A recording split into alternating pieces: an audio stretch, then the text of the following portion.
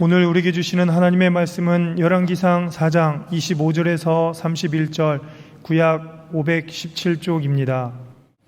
솔로몬이 사는 동안에 유다와 이스라엘이 단에서부터 브엘세바에 이르기까지 각기 포도나무 아래에 무화과나무 아래에서 평안히 살았더라. 솔로몬의 병거의 말 외양간이 4만이요 마병이 12,000명이며 그 집안 관장들은 각각 자기가 맡은 달에 솔로몬 왕과 왕의 상에 참여하는 모든 자를 위하여 먹을 것을 공급하여 부족함이 없게 하였으며, 또 그들이 각기 직무를 따라 말과 준마에게 먹일 보리와 꼴을 그 말들이 있는 곳으로 가져왔더라. 하나님이 솔로몬에게 지혜와 총명을 심히 많이 주시고 또 넓은 마음을 주시되 바닷가의 모래같이 하시니, 솔로몬의 지혜가 동쪽 모든 사람의 지혜와 애굽의 모든 지혜보다 뛰어난지라. 그는 모든 사람보다 지혜로워서 예스라 사람 에단과 마울의 아들 헤만과 갈골과 다르다보다 나음으로 그의 이름이 사방 모든 나라에 들렸더라. 아멘. 오늘은 솔로몬이 사는 동안에 이런 제목으로 말씀을 전하겠습니다. 우리가 이 세상을 살아가면서 혼자는 못 삽니다. 사회적인 동물이라고 이야기를 하잖아요. 우리는 사회적인 동물이고 유아독존 독불장군으로 혼자 살아갈 수 없습니다. 공동체를 이끌어갈 때 더욱더 그렇습니다. 혼자서 어떤 일을 감당할 수 없습니다. 적당한 곳에 필요한 사람을 세워서 함께 일하는 것, 그건 너무나 중요한 일입니다. 오늘 솔로몬도 이스라엘의 왕이 되고 나서 이제 그 나라를 함께 이끌어갈 사람들을 세우고 있습니다. 오늘 말씀을 통해서 첫째로 우리가 기억해야 될 것은 나 혼자 살아가는 것이 아니라 어떤 일이든 일꾼을 세워서 함께 일해 나가야 된다 하는 것입니다. 일꾼을 세우는 것은 얼마나 중요한지 모릅니다. 일꾼을 세우는데요, 일꾼을 세워서 함께 일하는데 그 마음, 일꾼을 세우는 그 마음이 중요합니다.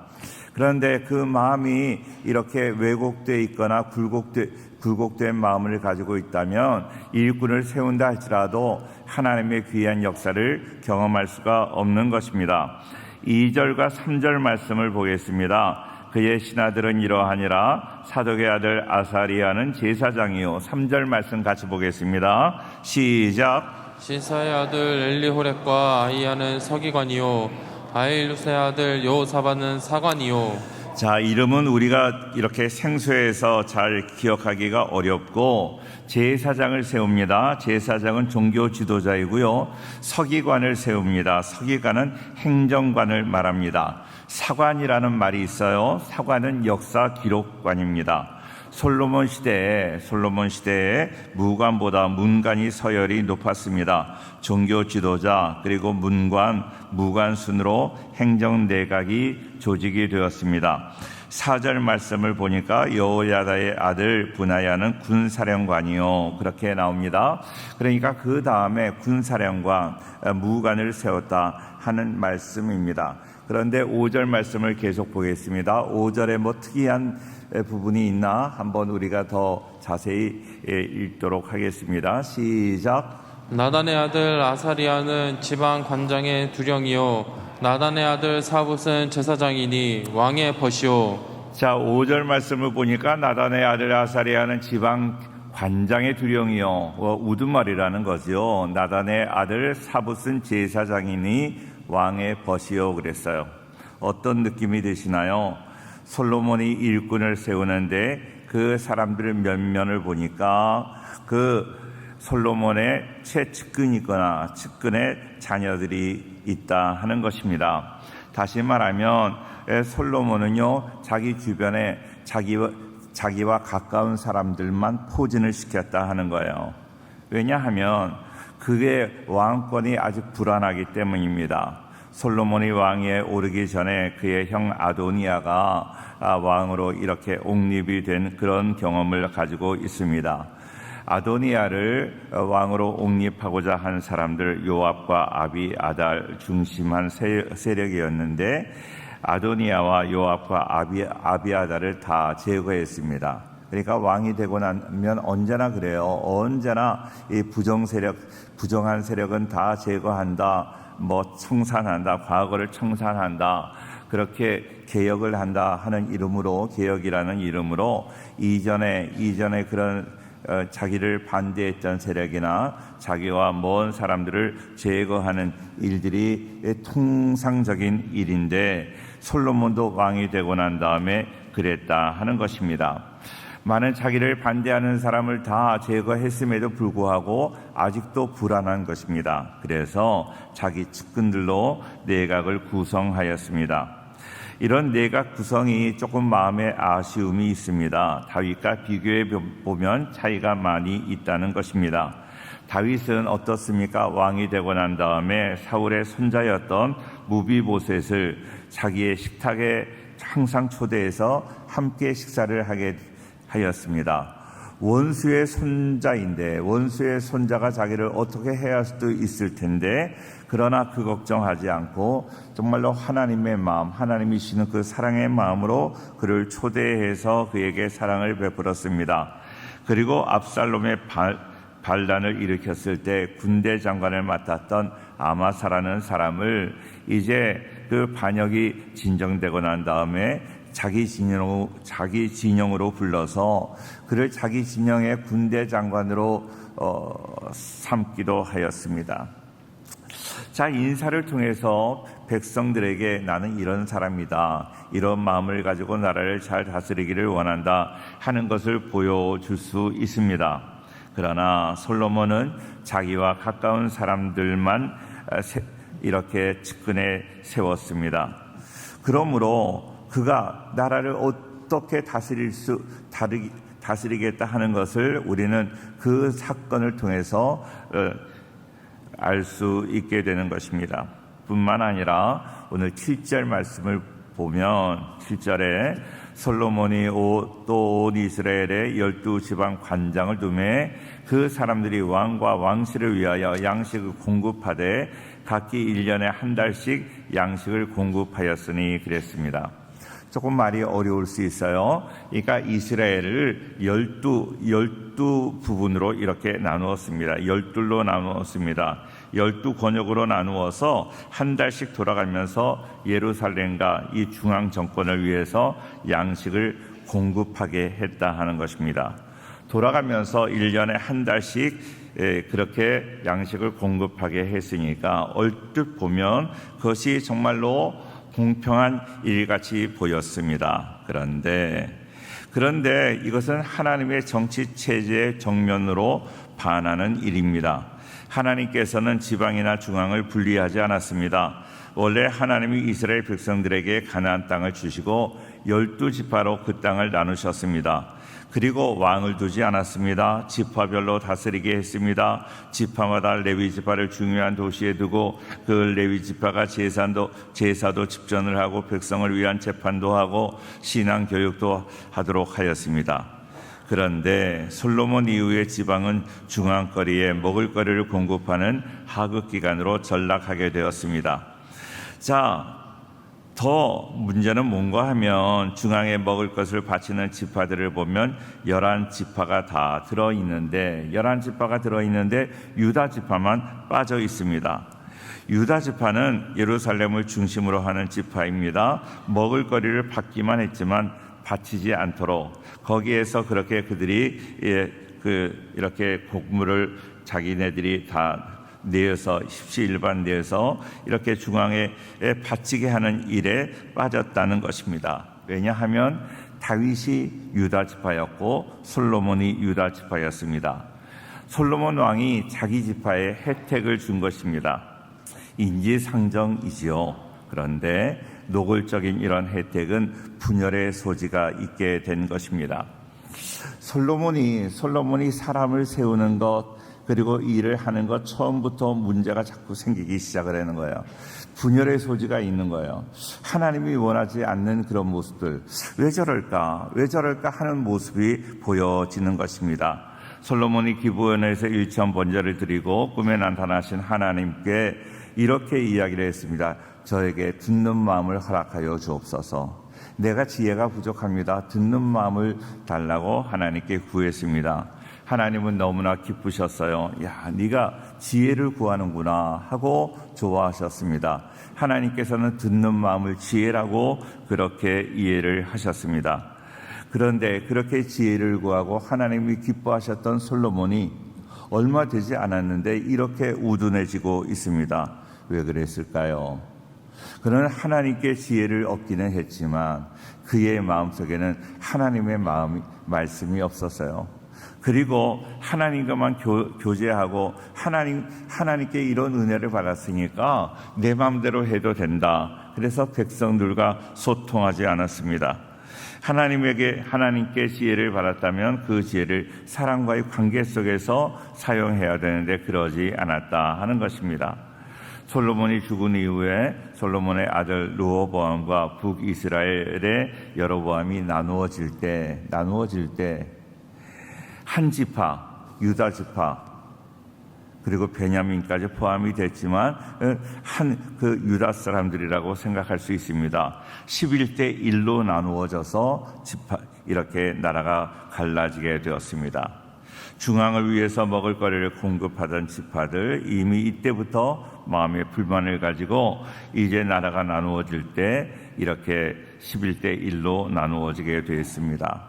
다시 말하면 솔로몬이 이제 왕이 되고 난 다음에 일꾼을 세우는 것부터 그리고 이렇게 그 먹을 것을 나누는 것부터 문제가 생겼다 하는 것입니다. 왜냐하면 그는 자기만을 위해서 자기 중심적으로 모든 일을 했다는 거예요.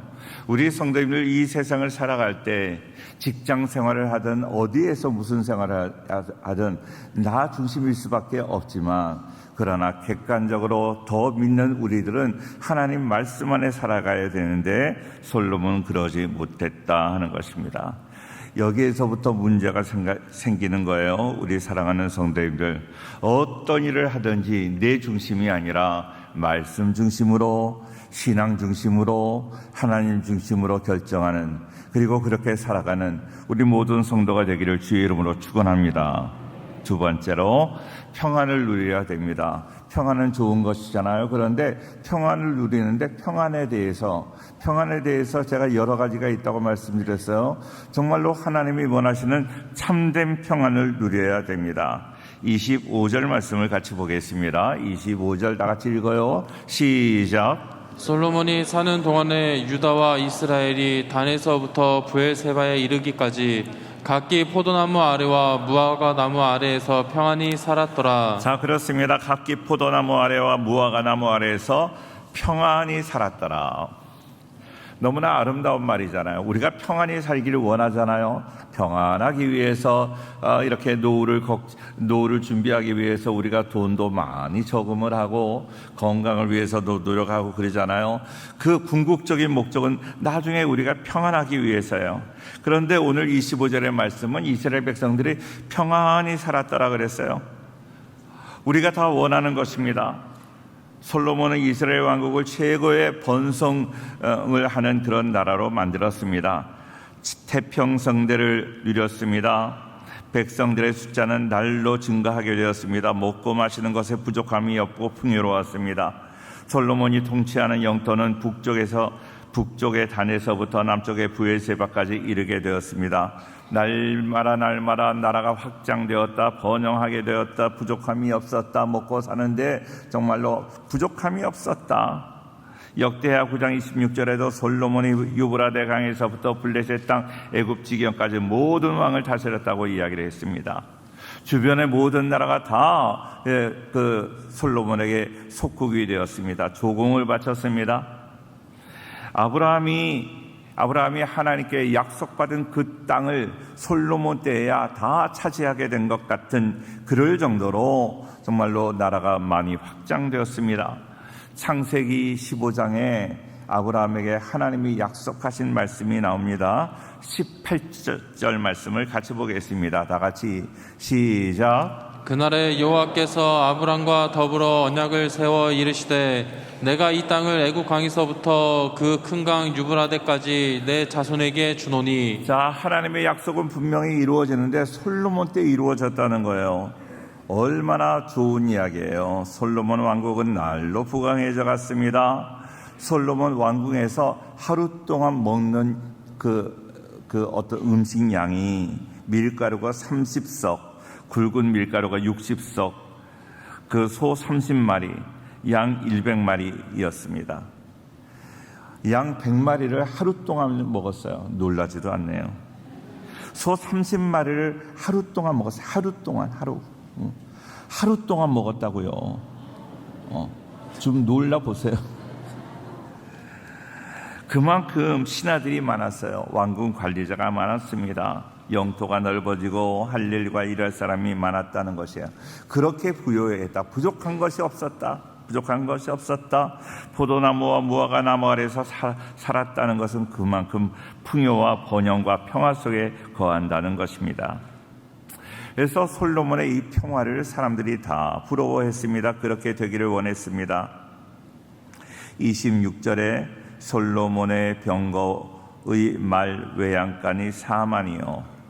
그러니까 병거의 말이 이렇게 휴식하는 그런 외양간이 원래 말하면 마구간인데 4만 개나 되었다. 마병이 12,000명이 되었다. 그렇게 나라가 부강했다는 거예요. 지금으로 말하면 탱크가 그렇게 많았다 하는 것이죠.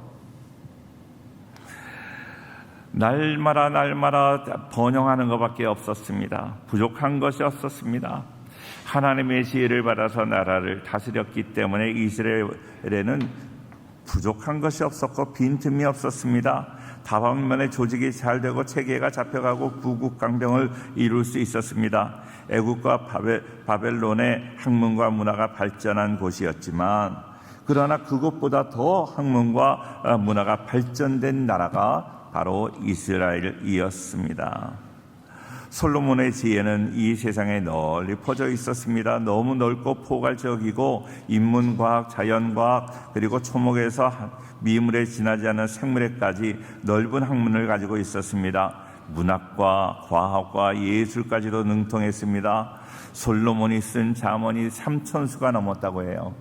그가 너무나 하나님께 사랑을 받았기 때문에 그를 여디디아라고 말했습니다. 정말로 왕 중에 왕이요, 예술가 중에 예술가요, 지혜자 중에 지혜자였습니다. 모든 면에 완벽했습니다. 솔로몬의 소문을 들은 사람들이 솔로몬을 찾아와서 솔로몬을 한번 만나고자 하는 사람이 줄을 이었습니다.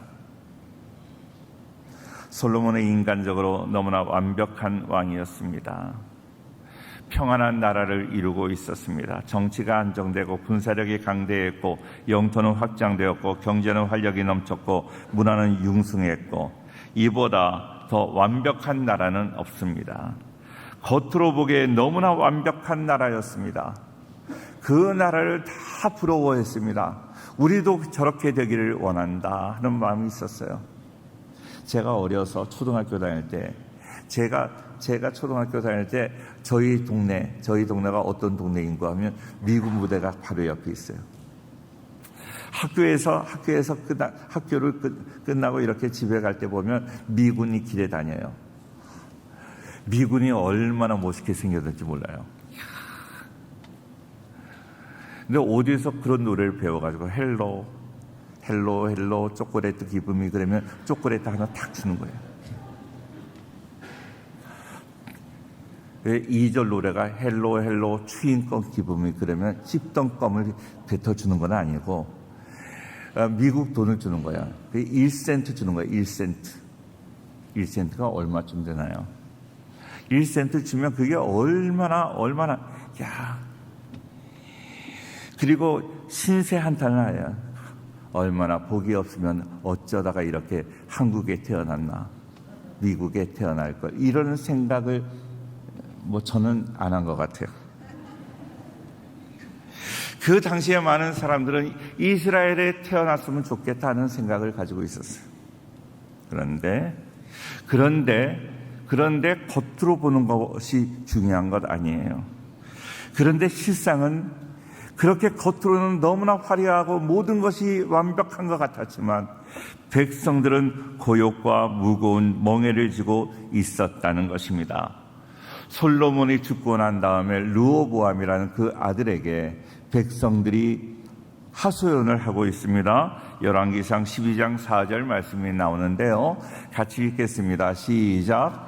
왕의 아버지가 우리의 멍에를 무겁게 하였으나 왕은 이제 왕의 아버지가 우리에게 시킨 고역과 매우 무거운 멍에를 가볍게 하소서. 그리하시면 우리가 왕을 섬기겠나이다. 솔로몬 뒤를 이어서 왕이 된 르호보암에게 백성들이 와서 이야기를 합니다. 왕의 아버지는 솔로몬이에요. 솔로몬이 우리의 멍에를 무겁게 하였으나 왕은 이제 아버지가 우리에게 시킨 고역과 매운 무거운 멍에를 가볍게 하소서 그랬어요. 솔로몬이 우리를 무겁게 하고 멍에를 메고 우리에게 고역을 시켰다. 고생시켰다는 거예요. 나라가 그렇게 완전하고 너무나 아름답고 부족한 것이 없었고 너무나 아름다웠던 것 같은데 실상을 돌아보니까 백성들은 그렇게 고생하고 있었던 거예요. 14절에도 계속 이어서 그런 말씀이 있습니다. 자, 그런 말씀이 있어요. 같이 한번 읽겠습니다. 시작. 어린 사람들의 자문을 따라 그들에게 말하여 이르되 내 아버지는 너희의 멍에를 무겁게 하였으나 나는 너희의 멍에를 더욱 무겁게 할지라. 내 아버지는 채찍으로 너희를 징계하였으나 나는 정갈 채찍으로 너희를 징치하리라 하니라. 그렇게 하소연하는 것을 들은 르호보암이 백성들에게 대답하는 이야기예요. 르호보암 마음도 너무나 악한 거예요. 우리 아버지가 너희를 괴롭힌 것보다 내가 더 괴롭히겠다는 거예요. 아주 악하지요. 자, 솔로몬 시대의 백성들이 무거운 멍에를 메고 살았다 하는 것입니다. 솔로몬 시대의 평화는 백성들이 평화로운 건 아니고 솔로몬만 평화로울 수 있어요. 솔로몬은 너무나 아름답게 살았어요. 그런데 백성들은 피폐하게 살았어요. 고역하고 살았어요. 멍에를 메고 살았어요. 나라는 너무나 북이 영화 가운데 있었지만 백성들은 피폐했다. 너무나 힘들었다 하는 것입니다. 이것이 참된 평화일까요? 그들은 평화로웠다고 오늘 24절에 말씀하고 있었지만 백성들은 평화롭지 않았어요. 백성들은 힘들었어요. 백성들은 울부짖고 있어요. 참 이거 두려운 이야기예요. 우리 성도님들, 우리 교회가 이렇게 아름답게 지금 건축을 하고 아름다운 모습에서 예배드리고 있지만 이 가운데 이 아름다운 성전에서 예배드리고 있지만 우리 가운데 마음 아픈 사람이 있다면 우리 하나님 앞에 온전하지 못한 거예요. 겉으로 보기에 아름다운 거 이거 중요한 게 아니에요. 오늘 저는 이 말씀을 준비하면서 너무나 마음이 두려워요. 우리 교회 너무나 좋아요. 그런 얘기 많이 들어요. 많이 듣지만 그 중에 우리 성도님들 중에 마음이 아프고 마음이 괴롭고 우리 교회가 이렇게 아름다움으로 인하여 마음이 괴로운 사람이 있다면 이거는 아름다운 게 아니잖아요. 하나님이 정말로 원하시는 것은 우리 모든 성도들이 평안하고 하나님이 주시는 그 은혜 가운데 거하기를 원하는 거예요. 우리 송영교회는 한두 사람이 평안한 것 아니라 겉으로 화려한 것만 자랑하는 것이 아니라 우리 모두가 하나님의 은혜 가운데 거할 수 있기를 주의 이름으로 축원합니다. 우리 모두가 하나님의 은혜가 넘쳐야 되고 우리 모두가 하나님의 축복이 넘쳐야 되는 거예요. 겉보기에 좋은 것이 아니라 정말로 하나님이 원하시는 아름다운 모습으로 신앙생활하는 우리 모든 교회 성도님들 될 수 있기를 축원합니다. 세 번째로 하나님의 말씀에 순종해야 돼요. 솔로몬이 왕이 되었습니다. 왕이 되었을 때 왕이 될 때는 왕은 이렇게 해야 된다. 하나님이 이미 모세를 통해서 말씀을 주셨어요. 그 말씀이 신명기에 있습니다. 신명기 17장 16절부터 20절까지인데 그는 병마를 많이 두지 말 것이요 병거와 말을 많이 두지 말라는 거예요.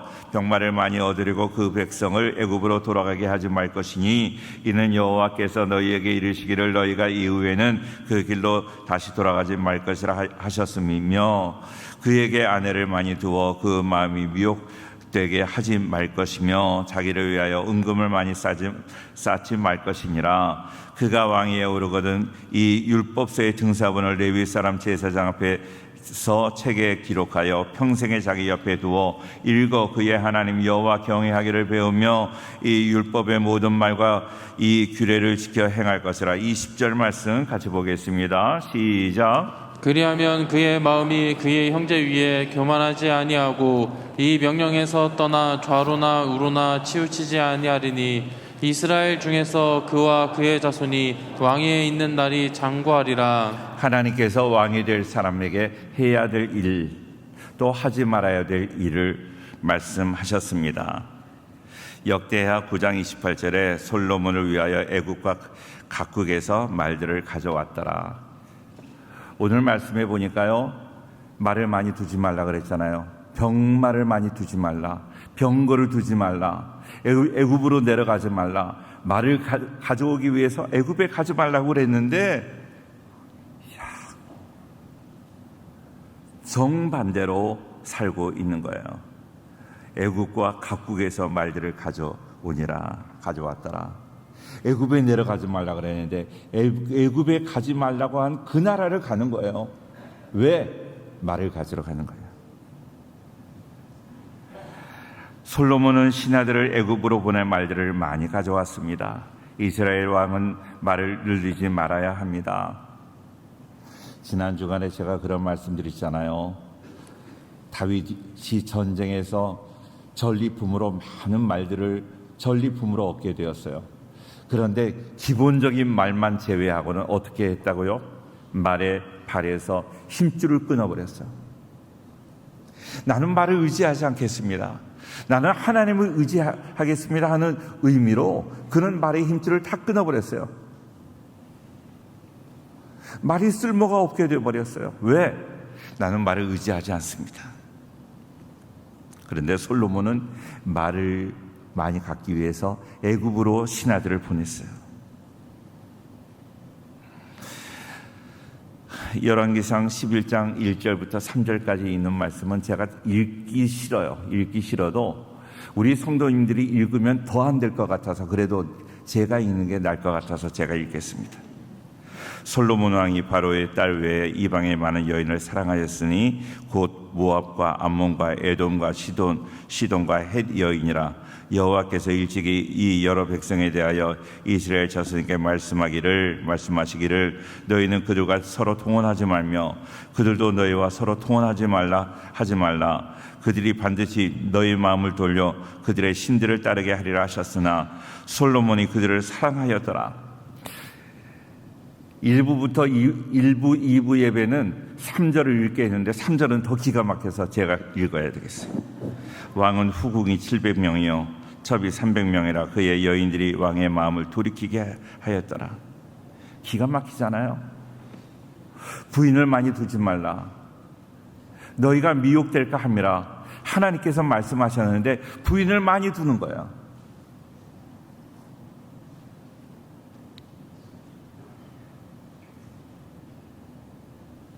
정치적으로 나라가 안정이 되기 위해서 정략 결혼을 했다는 거예요.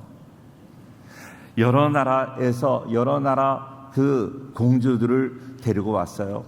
그 나라에서 이스라엘을 공격하지 못하도록 이렇게 그 나라 공주들과 결혼했다는 거예요. 얼마나 믿음이 없어요? 나라는 내가 정략 결혼을 해서 그 공주들 때문에 다른 나라에서 공격하지 못하는 것이 아니라 하나님이 나라를 지켜주셔야 나라가 평안할 줄로 믿습니다. 하나님이 지켜주시는 그 믿음이 없었던 거예요. 그래서 그는 여러 나라 공주를 받아들였어요. 1000명이나 되는 여인들, 그 이름을 다 아는지나 모르겠어요. 6절부터 8절까지는 솔로몬이 여호와 눈앞에서 악을 행하여, 뒤에 안 읽을게요. 눈앞에서, 하나님이 보시는 앞에서, 눈앞에서 버젓이 하나님이 계신데 그 앞에서 악을 행했다는 거예요. 의도적으로, 고의적으로 아주 악한 것이죠. 솔로몬은 이방 여인과 고의적으로, 의도적으로 하나님 앞에서 실수가 아니라 의도적으로 불순종했다는 거예요. 솔로몬은 그냥 연약해서, 인간이기 때문에 연약해서 그가 실수한 게 아닙니다. 의도적으로 악을 행한 거예요. 의도적으로. 솔로몬은 머리가 좋았어요. 솔로몬은 머리가 좋아서 이렇게 하면 나라가 안정될 것이다 생각을 했어요. 사람을 부릴 줄 알았습니다. 장사를 해서 돈을 벌 줄 알았습니다. 어떻게 하면 나라를 평화롭게 할 줄도 알았습니다. 머리가 좋으니까 모든 면에 그는 뛰어났어요. 모든 것이 다 번영했어요. 그런데요, 그의 마음에 하나님이 안 계셨어요. 하나님 말씀이 계시지 않았어요. 그러니까 자기 마음대로 살았어요. 왕의 의무를 태만히 했어요. 하나님께서 역사하실 수가 없었습니다. 겉으로 보기에는 화려하고 번영했지만 하나님이 계시지 않았어요. 저는 기도했습니다. 우리 교회가 겉으로 보기에 아름다운 교회가 아니라 정말로 하나님 모신 교회가 되기를 원합니다. 우리 성도님들이 겉으로 보기에 화려하고 겉으로 보기에 잘되고, 그리고 하나님이 안 계시다면 껍데기지요. 우리 성도님들 주일날 오실 때 화장 너무 오래 하지 마세요. 간단하게 하세요. 간단하게. 뭐 세수도 하지 말고 오라는 얘기는 절대 아니에요. 깨끗하게 하고 오셔야 돼요. 근데 너무 치장하느라고 하나님께 예배 드린 거 잊어버리고, 예배 시간에 예배에 집중하지 못하게 너무나 화장이 진해서, 그런다면 그 화장 안 하는 게 낫죠. 우리가 너무 번영해서 예배 드리는데 거침이 된다면, 너무 장사가 잘 돼서 빨리 가야 되는데 예배 시간에, 그런다면 장사가 안 되는 게 더 낫지 않겠어요? 우리 성도님들 번영보다 하나님을 구하는 우리 믿음의 사람들 되기를 주의 이름으로 축원합니다. 겉으로 보기에 좀 초라하다 할지라도 하나님이 동행하심으로 하나님이 기뻐하시는 우리 복된 성도가 될 수 있기를 주의 이름으로 축원합니다. 기도하겠습니다.